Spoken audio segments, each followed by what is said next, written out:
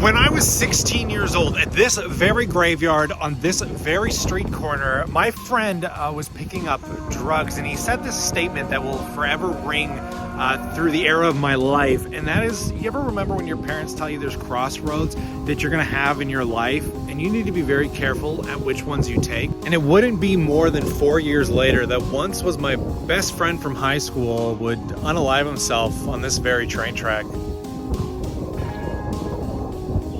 And take a look at this. This was the high school that I actually went to, and this is a small high school in the middle of nowhere. I mean, there were only 300 students in the entire school when I went there, and at 16, I was a complete loser. My friends were relative misfits. My other best friend, one of my good friends, was kicked out of his house at the age of 16, and across the road, there was this crazy guy, like really scattered, schizophrenic-y, and he let my buddy move in this moldy, broken down $300 trailer. And though this was some of the most nostalgic times of my life, it was just wild. And I worked at this very McDonald's with those very friends. It's kind of crazy. This was the last real job I ever worked at. And it was around the age of 16 that I had this inspired idea that I wanted to be a magician. I loved entertaining. While I worked at McDonald's, I was constantly doing card tricks, and I realized that wherever there were people, I would go to Wasaga Beach or on the streets of Toronto, I could busk and make like $20 an hour. So at the age of 19, right around the time that my buddy took his own life, I took out this massive $20,000 loan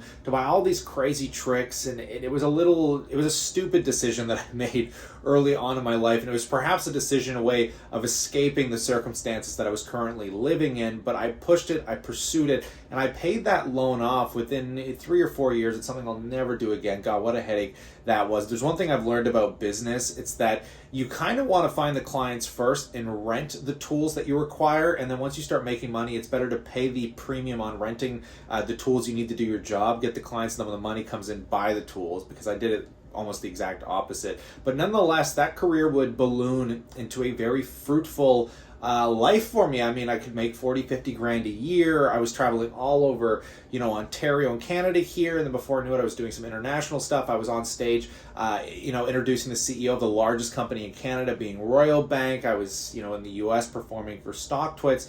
Sometime in between there, I would meet my now fiance, which is super awesome that my career led to that.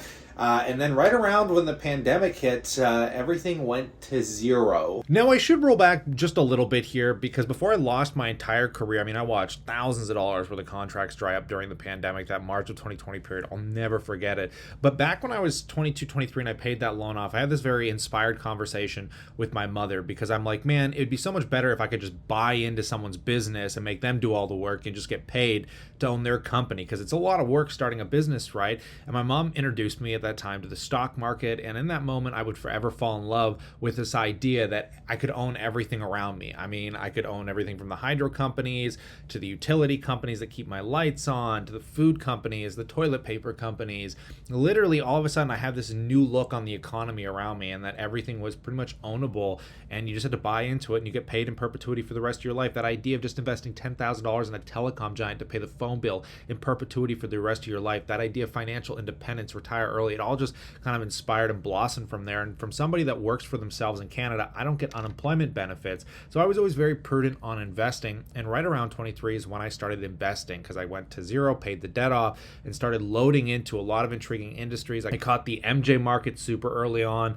I was really good at picking individual stocks, really diversified, and those things worked really well into my favor because the economy was so booming over the last 10 years. But nonetheless, around the period of 2018, or right at the end of 2018, when I had no one to talk to, nobody in my circle about finances and investing, outside of me and my mom throwing things back and forth, I decided to start a YouTube channel, which we can see literally started back in December 13th of 2018, right at the beginning of 2019, which something that I just never foresaw myself leaning so heavily into the future.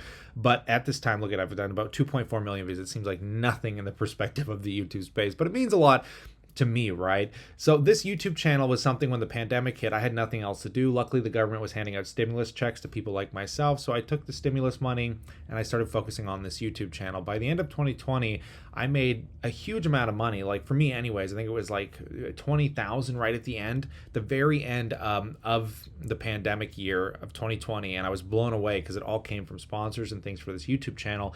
So I just decided to lean into this. I knew magic wasn't coming back. The entertainment industry was relatively dead. I knew it'd be dead for another year. So I leaned into this YouTube channel so heavily. And before basically, leading up to the end of 2022 into 2023, I would be accumulating a six-figure income, finding a job that I got through this YouTube channel. It's kind of like, I'm kind of like a private contractor for the job, but then I was also doing this YouTube channel. Between those two incomes, I'd be making six figures a year and continue to, which is just mind blowing to me, right? And I've been taking that money and continuing to show you guys and update you on my $400,000 portfolio, which has been stuck around this 390, 400K range. And recently, I've done a few mild adjustments here. I did actually end up selling XIC to buy VCE.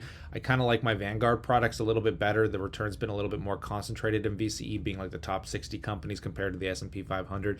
Ideally, I'd like to be putting most of my money moving forward here into the S&P 500 and VCE. I think that's what I'm going to focus most on. But I'm kind of in this phase right now where me and my fiance want to buy a house. So it's great making this $1,000 a month, but I'm going to have to deplete some of this. And the goal is to try and buy a property without utilizing any of my retirement accounts, which outside of my retirement accounts, I have a six-figure portfolio within my corporation. I've got 40,000 sitting in VDY outside of my tax advantage accounts that isn't going to be taxed that much if I draw against it. And I'm sitting about 42,000 in cash. So I'm going to do a video in the upcoming days here, which I can consider subscribing for. I'm going to take advantage of the first-time home buyers account, how we're going to move all of this around, because homes are finally correcting in Ontario specifically. They're still expensive. I know I've talked about moving to Alberta.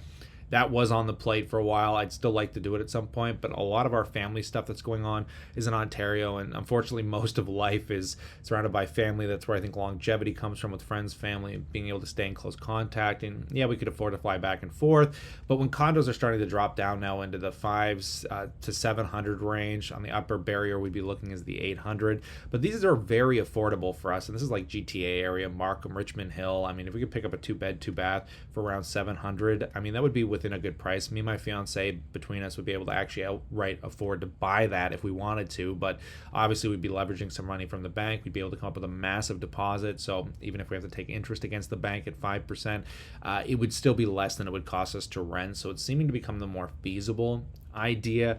But it's wild when I look back at, from where I started and all these little pinpointed decisions that I've made and all these things that have had to happen. And I'm not here to motivate you or say do this or do that, but I think the reality of what I've faced in my life, some of the adversity, and just realizing at those tougher moments in my teenage years that I would later end up suffering depression from.